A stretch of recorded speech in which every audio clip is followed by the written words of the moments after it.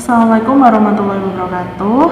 Pada kesempatan kali ini, saya akan menjelaskan sedikit penjelasan materi mengenai analisis wacana. Dimulai dari sejarah singkat analisis wacana sampai dengan prinsip kerjasama GRACE.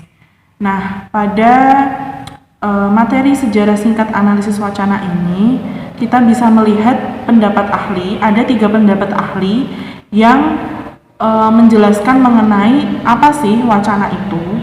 Nah, jadi di sini ada 3 ahli. Yang pertama itu ada Zelig Harris sebagai pelopor utama yang meneliti kajian analisis wacana. Terus yang kedua ada Van Dijk, sama yang terakhir ada Ferd. Nah, kalau menurut Zelig Harris, jadi itu analisis wacana itu menganalisis suatu bahasa dengan melibatkan hubungan teks dengan yang ada di luar teks. Jadi teks yang secara kasat mata bisa kita lihat itu bisa dikaji hubungannya dengan sesuatu yang ada di luar teks tersebut. Contohnya mengenai sosial, terus budaya, juga yang lain-lain ada politik, misalnya agama dan lain-lainnya. Kemudian kalau menurut Van Dijk, wacana itu tidak langsung muncul dalam komunikasi. Jadi maknanya itu tuh tidak secara harfiah, tidak secara denotatif itu ada. Jadi memang dalam teks tersebut itu ada maksud dibalik teks yang kita lihat. Kemudian yang menurut Ford, jadi di dalam hampir sama kayak yang Van Dijk tadi, cuman bedanya kalau Ford itu dia bilangnya memahami suatu wacana perlu adanya pemahaman mengenai latar belakang bahasa tersebut. Misalnya kata jancuk. Kalau jancuk kan kalau misalnya kita pakainya di Solo itu kan merujuk ke kata-kata yang kasar. Tetapi kalau misalnya kita pakai di daerah Surabaya itu malah berupa kalimat yang menyatakan kita itu akrab dengan seseorang. Nah, untuk menggunakan bahasa-bahasa yang khusus, yang khas dari suatu daerah, memang itu kan ada latar belakangnya sendiri. Jadi, memang tidak sembarangan bisa kita pakai di daerah-daerah yang lainnya. Makanya, wacana itu tuh juga meliputi adanya latar belakang dari bahasa tersebut. Kemudian yang kedua yaitu mengenai konsep dan contoh analisis wacana.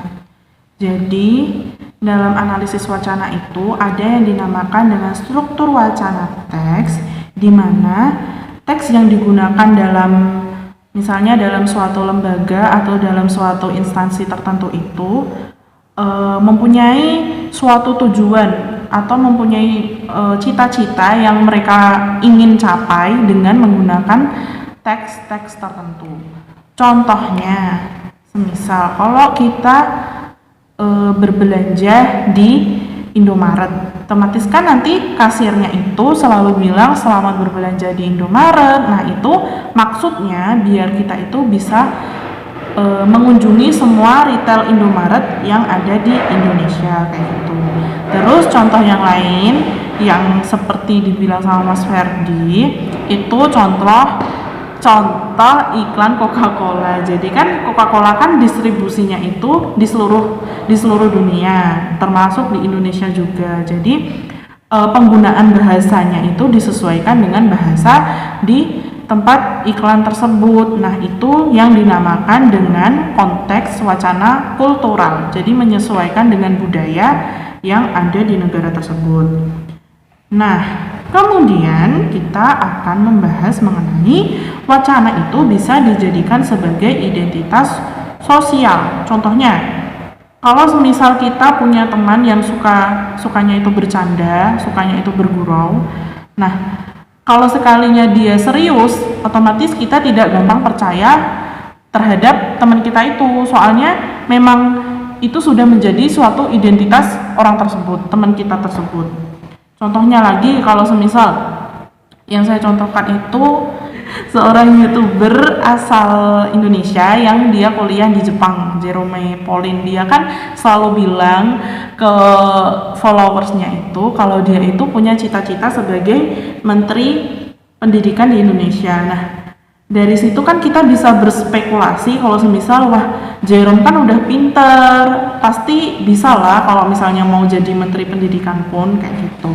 Itu yang dinamakan wacana sebagai identitas sosial. Selanjutnya kita akan membahas mengenai jenis pendekatan analisis wacana. Jadi jenis pendekatan analisis wacana itu ada 3. Yang pertama ada pendekatan formal, terus ada pendekatan sosiologis empiris, dan ada pendekatan kritis. Nah, untuk yang pertama yaitu pendekatan formal, pendekatan ini itu lebih merujuk kepada hal-hal yang formal dalam kajian analisis wacana. Jadi yang dikaji dari pendekatan formal ini lebih kepada jenis, struktur, dan juga hubungan bagian-bagian yang ada di dalam teks tersebut. Contohnya, kita menganalisis mengenai bidang struktur sama isi yang ada dalam suatu kalimat atau dalam suatu teks. Itu yang formal. Kemudian yang pendekatan sosiologis empiris ini itu melihat tuturan itu berdasarkan dengan lawan bicaranya. Contohnya ada kalimat, nanti jadi rapat, dibandingkan dengan mohon maaf Bapak, apa nanti kita jadi rapat. Nah, itu kan kesan atau wacana yang ada dalam kalimat atau tuturan tersebut itu berbeda. Kita menyampaikan kalimat yang pertama tadi lebih tidak sopan gitu. Jadi bisa jadi itu dikatakan kepada partner sesama kita. Kalau untuk yang kalimat yang kedua, mohon maaf Bapak, apa nanti kita jadi rapat. Nah, itu biasanya kita ungkapkan kepada atasan kita. Jadi yang pendekatan sosiologis empiris ini kita itu semata-mata melihat hubungan, melihat suatu tuturan itu berdasarkan lawan bicara kita. Nah, yang terakhir ada pendekatan kritis.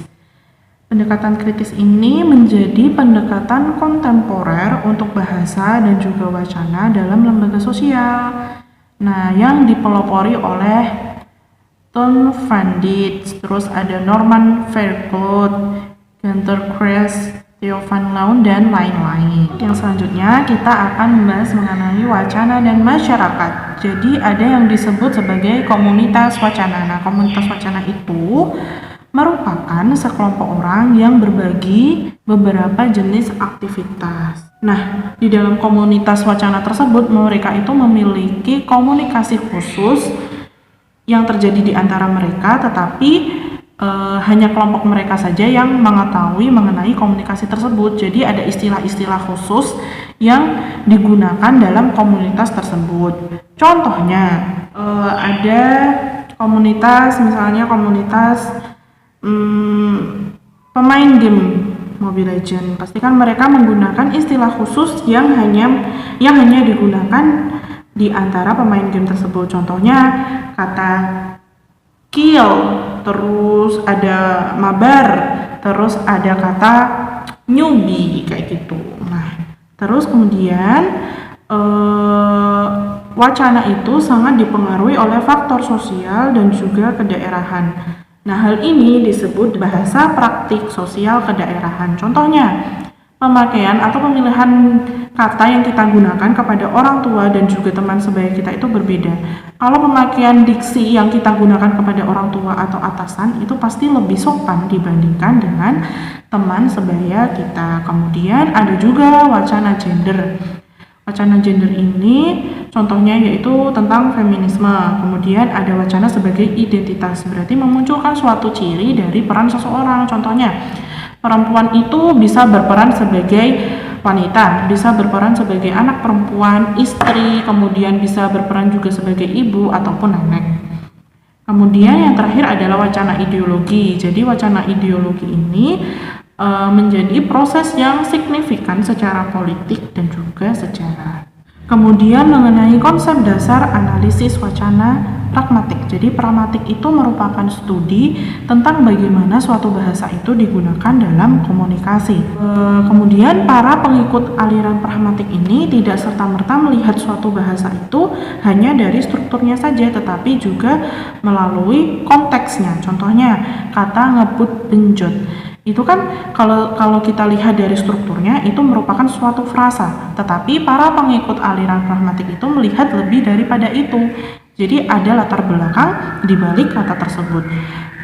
Persepsi di masyarakat, kalau semisal kita menggunakan kendaraan terlalu cepat, itu kan lebih beresiko terhadap adanya kecelakaan. Makanya timbullah adanya istilah ngebut benjot. Kemudian situasi tutur, analisis wacana pragmatik.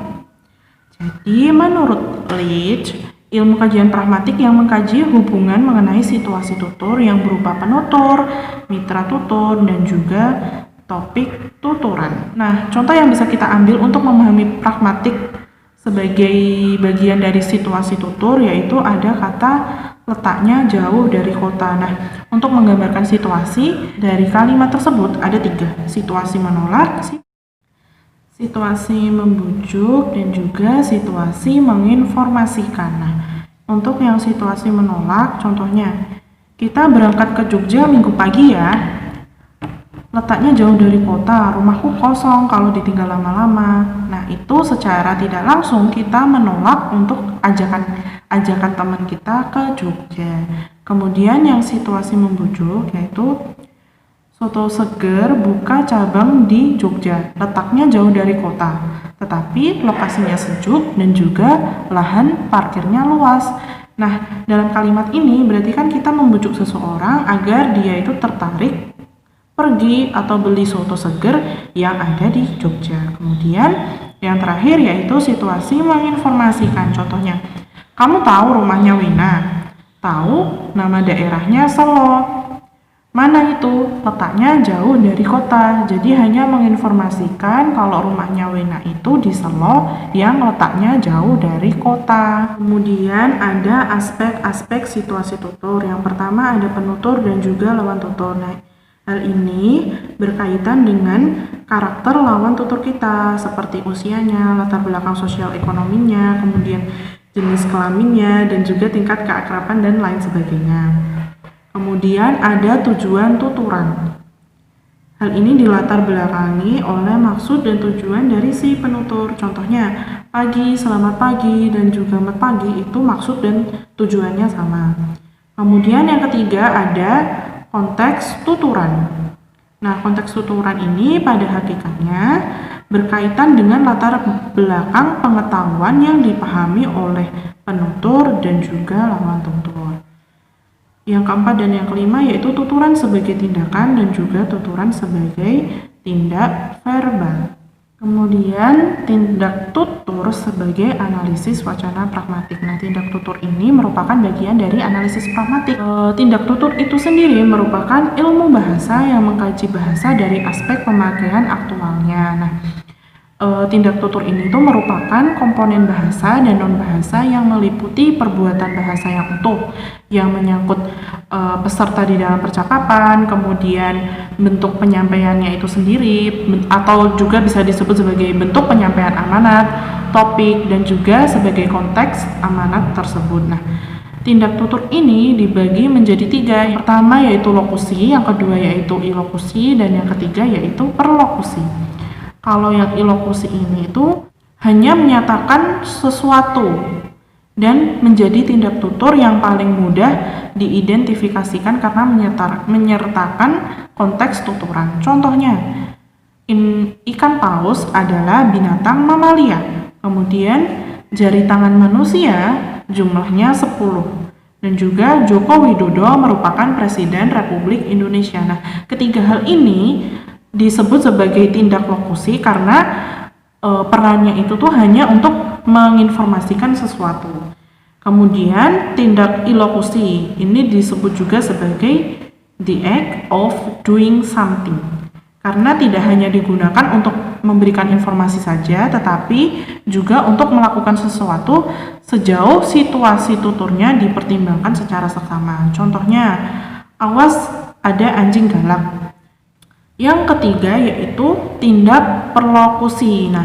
Nah, tuturan ini pengutaraannya itu dimaksudkan untuk mempengaruhi lawan tutur, atau tindak tutur ini itu juga dikenal sebagai the act of affecting someone. Jadi untuk mempengaruhi seseorang.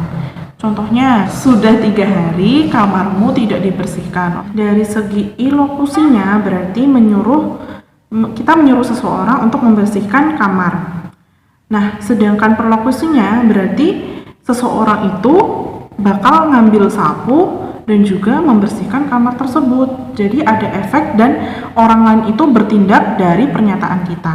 Nah, dari penjelasan tersebut dapat disimpulkan bahwasanya tindak tutur itu merupakan suatu bahasa yang digunakan dalam berinteraksi dengan mitra tutur kita. Nah, ada 3 jenis tadi. Yang pertama ada lokusi, ada ilokusi, dan juga ada perlokusi. Nah, yang terakhir yaitu prinsip kerjasama analisis wacana. Jadi dalam prinsip kerjasama analisis wacana kita akan membahas yaitu mengenai maksim.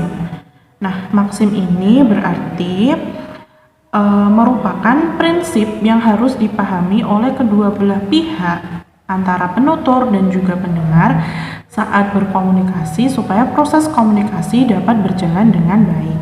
Nah, ada 4 maksim, yaitu yang pertama ada maksim kuantitas, maksim kualitas, relevansi, dan juga maksim cara. Nah, untuk maksim kuantitas ini berarti menghendaki setiap peserta tuturan memberikan kontribusi yang secukupnya atau sebanyak yang dibutuhkan oleh lawan bicara. Jadi kalau semisal kita memberikan suatu pernyataan, misalnya kita melihat seorang buta itu ternyata tukang pijat. Orang pertama bilang orang buta itu ternyata tukang pijat. Berbeda dengan orang yang kedua, dia bilangnya orang yang tidak dapat melihat itu ternyata tukang pijat. Otomatis kan yang melanggar dalam maksim kuantitas ini merupakan orang yang kedua, karena orang buta itu pun memang tidak dapat melihat, jadi tidak perlu adanya kalimat tidak dapat melihat. Kemudian yang kedua yaitu maksim kualitas, berarti maksim yang mewajibkan peserta percakapan mendasarkan pada bukti-bukti yang mewadai saat bertutur. Jadi di saat kita berbicara kita harus mempunyai landasan atau bukti atas dasar apa yang kita utarakan. Kemudian maksim relevansi. Nah, berarti mengharuskan setiap peserta memberikan kontribusi yang relevan dengan masalah pembicaraan. Jadi kalau semisal ditanya A, ya jawabnya jangan melenceng kemana-mana. Misalnya ditanya, kamu udah makan atau belum gitu, aku nggak punya uang nih. Jadi itu melanggar adanya maksim relevansi. Kemudian yang keempat ada maksim cara, yaitu mengharuskan setiap peserta percakapan berbicara langsung, tidak kabur, dan juga tidak berlebihan serta runtuh. Contohnya, yuk makan, oke, tapi bukan ke MCDONALDS. Jadi ini melanggar karena langsung saja kita menyebut tapi bukan ke McDonald's ya, gitu. Nah, berbeda dengan sama dengan kategori maksim percakapan Gris, cuman kalau Gris ini menyikapinya itu lebih sederhana. Yang pertama maksim kuantitas dalam percakapan Gris berarti jika saya membutuhkan 4 obeng, saya mengharuskan Anda mengambilkan 4, bukannya 2 atau 6. Kemudian yang maksim kualitas, jika saya membutuhkan gula untuk membuat kopi, saya tidak mengharapkan Anda memberikan saya garam. Kemudian yang maksim relevansi, jika saya mengaduk adonan kue, saya tidak mengharapkan buku yang bagus atau bahkan kain oven, walaupun benda yang terakhir ini saya butuhkan di tahapan berikutnya. Kemudian yang terakhir yaitu maksim cara, yaitu saya mengharapkan teman kerja saya memahami kontribusi yang harus dilakukan secara rasional. Nah, penjelasan mengenai analisis wacana, terima kasih atas perhatiannya dan semoga bermanfaat bagi kalian semua. Wassalamualaikum warahmatullahi wabarakatuh.